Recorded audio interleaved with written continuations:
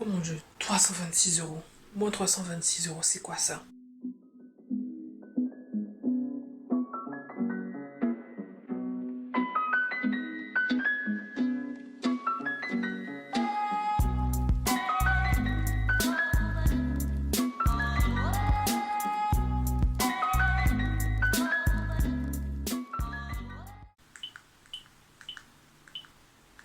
Cet appel vous sera facturé au prix d'un appel local. Si vous êtes client ou partenaire, tapez 3.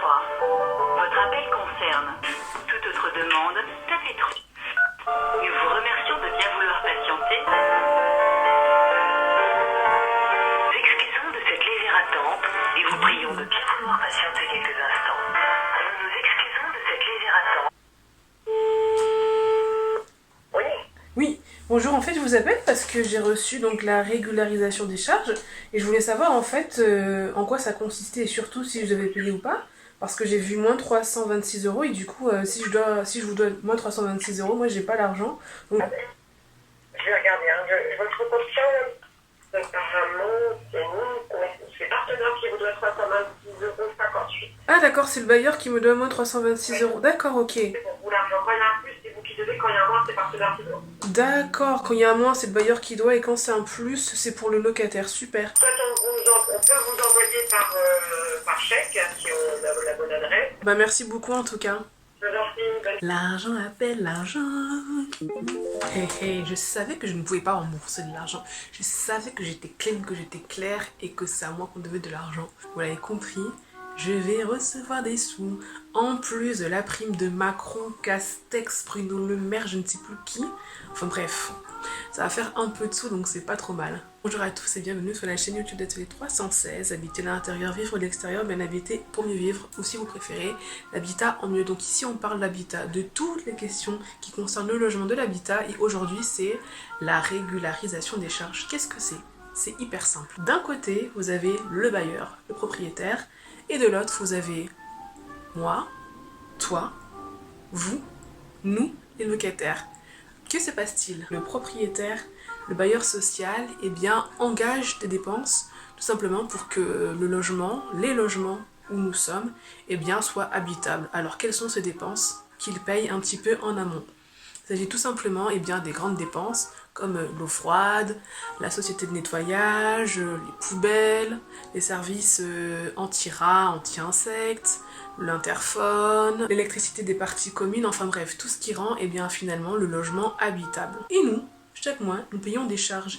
Et en fait, ces charges, c'est comme si on remboursait le propriétaire, bailleur social, eh bien, pour tous ces services qui nous rendent. C'est ce qu'on appelle les charges récupérables. Le propriétaire, le bailleur social, récupère donc eh bien, ces charges grâce à nos provisions, car en fait, nous faisons des provisions que nous lui donnons.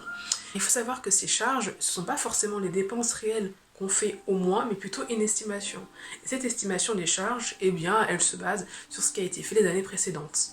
Donc, les dépenses qui ont été faites les années précédentes, la variation du prix de l'eau, les services, les dépenses des prestations de ménage, enfin bref, tout un tas de critères qui permettent justement eh bien, chaque mois d'évaluer les charges que nous devons payer. Et donc, qu'est-ce que la régularisation des charges? Eh bien, c'est pas compliqué, c'est tout simplement le différentiel entre les charges que nous avons payées, les consommations estimées et les consommations réelles en fin d'année. Il y a donc trois options, trois solutions.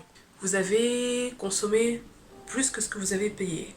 Donc c'est un plus pour vous. Vous devez plus tant d'argent au propriétaire, du coup qui lui eh bien, est entre guillemets un petit peu en déficit, car ce qu'il vous a proposé de payer comme charge, c'était pas assez. Il est entre guillemets le cas nul, c'est-à-dire que finalement l'estimation est égale aux dépenses réelles, alors plus ou moins, hein, je pense qu'on n'est jamais à 0 €. Il y a le cas où finalement l'estimation des charges et la consommation réelle, ça juste plus ou moins, il n'y a pas trop de gros écart, voire pas d'écart du tout, donc ça c'est bien, personne n'est gagnant, personne n'est perdant, tant mieux, ça veut dire que les calculs étaient bons, Kevin. Le dernier scénario, c'est-à-dire que vous avez dépensé moins que prévu selon l'estimation.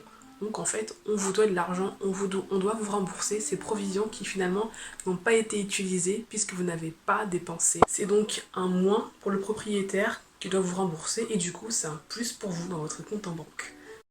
Alors la question que vous vous posez peut-être tous, c'est comment faire des économies pour avoir de l'argent lors de la régule des charges, quand c'est la fin de l'année, avoir un porte-monnaie blindé.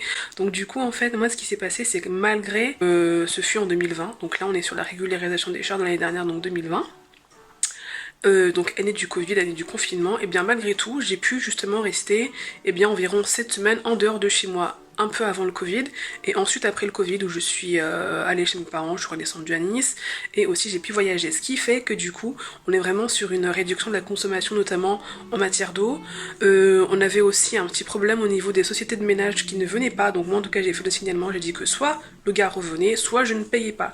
Donc il y a peut-être aussi, je pense, un réajustement à ce niveau-là, vu que le service n'a pas été rendu, vu que finalement nos provisions n'ont servi à rien payer, vu qu'il n'y a pas eu de service. Si on n'a pas besoin de faire appel à différents prestataires qui ont été payés, on est aussi un peu remboursé, il me semble, notamment dans voilà, la désinctification, enfin bref, les traitements anti-insectes, etc. Si on n'a pas eu de soucis de plomberie, là aussi on a un petit peu remboursé. Donc voilà, vraiment, ce qui est important, c'est faire des économies, plus à titre personnel EDF. Donc là aussi, je faisais des économies, je pensais à bien éteindre, je n'utilisais pas non plus tout le temps, trop souvent l'électroménager, etc. Donc j'étais hyper attentive, et ça m'a aussi aidé pour avoir une régule au niveau de EDF qui a été positif pour moi. Alors je vous dis très vite à une prochaine vidéo, portez-vous bien, et d'ici là, shalom!